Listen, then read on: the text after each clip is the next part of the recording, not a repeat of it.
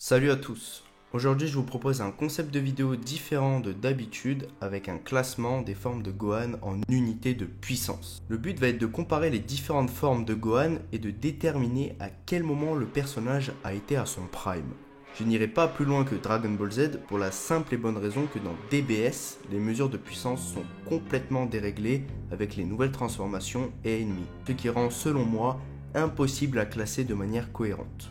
Et puis je n'aborderai pas le cas Dragon Ball GT car ce n'est pas officiellement canon et c'est encore une fois assez compliqué d'estimer. Pour ce classement, je m'appuierai sur tout le manga Dragon Ball de la première apparition jusqu'à la dernière apparition de Gohan. Aussi, je ne prendrai en compte qu'une poignée de films qui sont à mon avis assez intéressants à mentionner pour classer les formes de Gohan. Pour les autres films que je n'utiliserai pas, c'est tout simplement car le personnage n'apparaît pas ou qu'il est d'un niveau sensiblement similaire au manga, tels que les films L'Attaque du Dragon et Fusion par exemple. En ce qui concerne les unités de puissance, ce seront les unités présentes dans le Daizenshuu 7 pour la plupart. Sinon, ça ne sera que pure spéculation. Bon, maintenant vous connaissez les règles de ce classement, c'est donc parti.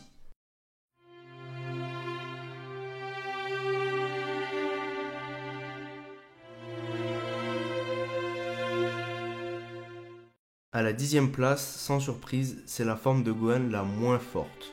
Et pour cause, c'est la toute première fois que l'on voit Gohan, mais aussi il ne s'est jamais encore entraîné et il n'a pas développé son potentiel. Comme précisé dans le manga, sa force de base sera estimée à 1 unité, puis 710 lorsqu'il sera enfermé dans le pod spatial de Raditz. Sa puissance maximale sera de 1307 lorsqu'il sera en colère face à Raditz.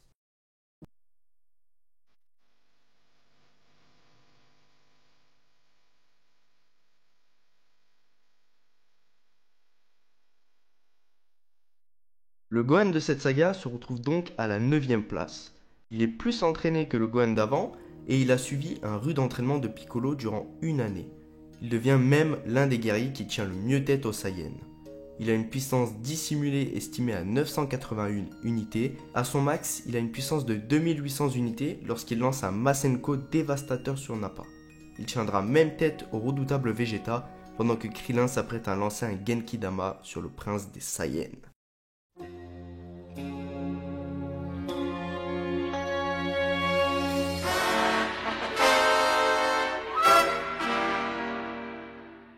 Ce Gohan se retrouve à la 8e place. Il a plus d'expérience de combat qu'avant, et aussi il a guéri de ses blessures dues à son combat contre les guerriers Saiyans. Il a logiquement un léger Zenkai qui le rend plus fort. En plus de cela, il masque sa véritable force afin de ne pas être repéré par les soldats de Freezer, ce qui le place à 1500 unités lors de son arrivée sur Namek. Une fois son potentiel libéré par le grand chef des Namek, sa force augmentera vers les 14 000 unités. Après avoir affronté le commandant Ginyu, et notamment Rikum, il en ressortira grièvement blessé. Heureusement, Goku arrivera à temps et lui donnera un Senzu, ce qui augmentera sa puissance vers 21 000 unités. Sa force augmentera encore jusqu'à 43 000 unités face à Freezer lorsqu'il entrera dans un état de colère. Puis, une fois qu'il aura perdu son duel face au tyran, il se fera soigner par DND et sa puissance augmentera vers les 28 000 unités. Il lancera d'ailleurs une redoutable attaque sur Freezer 3ème forme, néanmoins, cette attaque ne reflète pas sa puissance réelle car elle vient à un court moment de rage.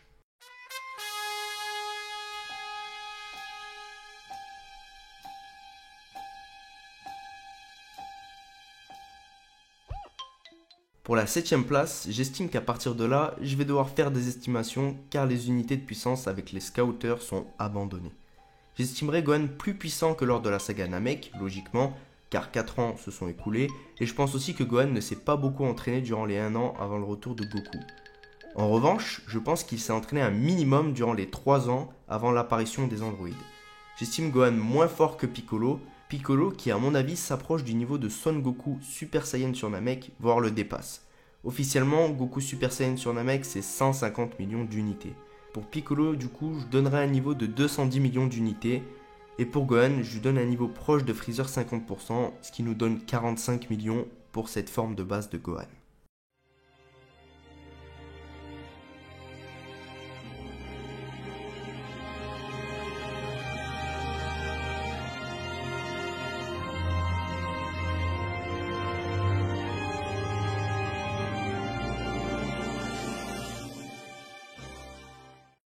À la 6ème place, je ne pouvais pas faire ce classement sans parler du meilleur Son Gohan. Mirai Gohan. C'est une version bien différente de celle qu'on a pu voir jusqu'à présent. C'est un guerrier froid avec un grand cœur et un sens de la justice. Pour ce qui est de sa puissance de base, je l'estimerai à l'aide de sa puissance de Super Saiyan. En Super Saiyan, son niveau serait moins fort que Son Goku lorsqu'il arrivait sur Terre, car il dit ceci à Bulma et Trunks durant le TV Special. En estimant Son Goku Super Saiyan à cette période, je pense qu'il a fait un bon x2.5 sur sa puissance depuis Namek, ce qui donne 375 millions. Gohan étant moins fort en Super Saiyan, je lui donnerai 300 millions. Sachant que le SSJ multiplie la puissance par 50, sa puissance de base devrait donc être aux alentours de 60 millions. Maintenant, il faut prendre en compte sa puissance après Zenkai qui devrait être assez élevée. Après avoir perdu son bras et guéri de ses blessures, il tient tête aux deux androïdes avant d'être dépassé par leurs forces combinées. Son niveau devrait être similaire à celui de Goku quand il revient sur Terre, c'est-à-dire 375 millions d'unités. Je tiens à notifier que sa puissance est moins forte à cause de la perte de son bras, et je pense qu'à pleine puissance et en possession de tous ses moyens, il aurait un niveau de 450 millions d'unités au maximum de sa puissance.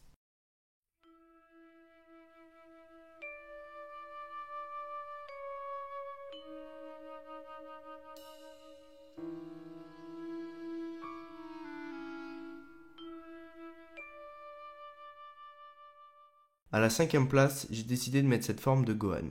Il se retrouve à cette place-là du fait de son manque d'entraînement. C'est simple, il est qualifié par Vegeta de moins fort qu'à l'époque des Cell Games.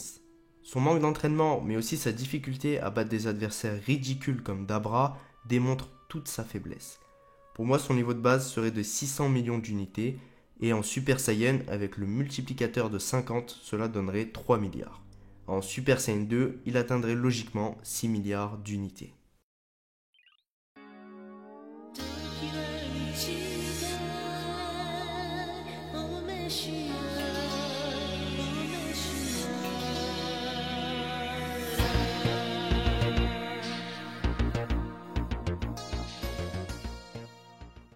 À cette 4e place, on se rapproche clairement du prime de Son Gohan. À cette époque, on est tous d'accord pour dire qu'il est injouable. C'est tout simplement le guerrier le plus fort de la Z-Team.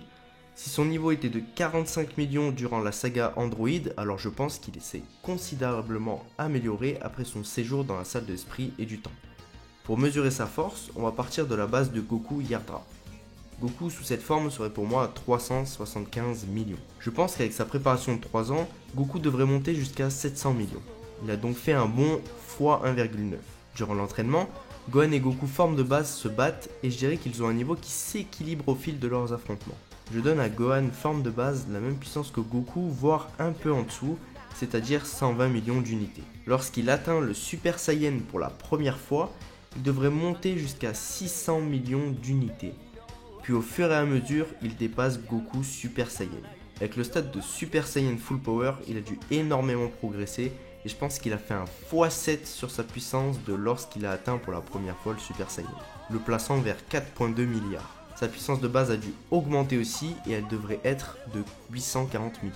Après avoir débloqué le Super Saiyan 2, il devrait voir sa puissance de base faire un x100, ce qui donne 8,4 milliards d'unités. C'est tout simplement monstrueux.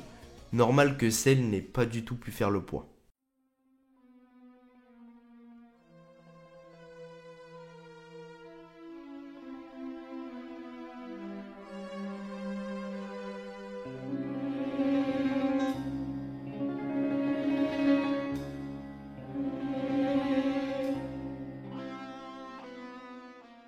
À 3e place, je mets ce Gohan, car il est différent du Gohan que l'on connaît dans le manga à cette période.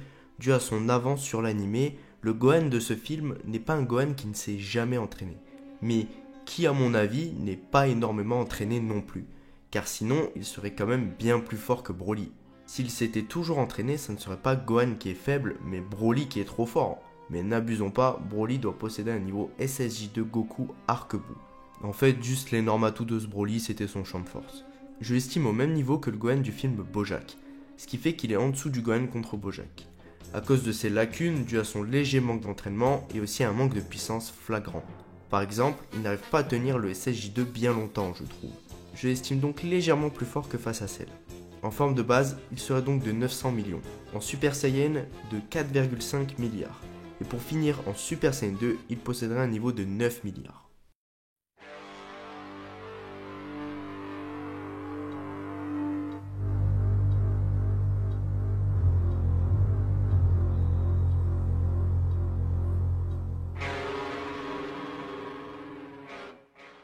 À la seconde place, c'est le Gohan qui a le plus de flow avec Mirai Gohan et le Gohan de l'arc Cell.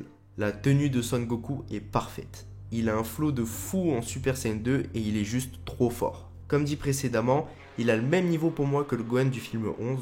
Juste, ce qui fait qu'il est légèrement au-dessus, c'est le fait qu'il n'avait pas encore délaissé l'entraînement et qu'il sortait tout juste de la saga Cell.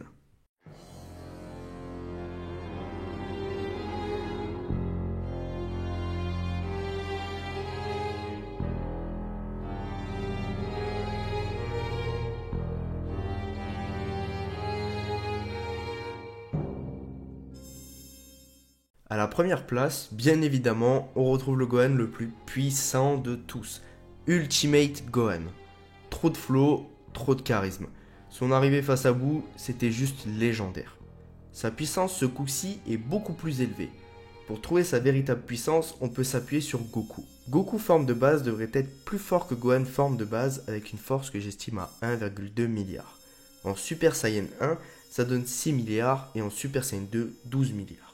En Super Saiyan 3, avec le multiplicateur de 300, il devrait avoir une force donc de 360 milliards à peu près. C'est juste démentiel.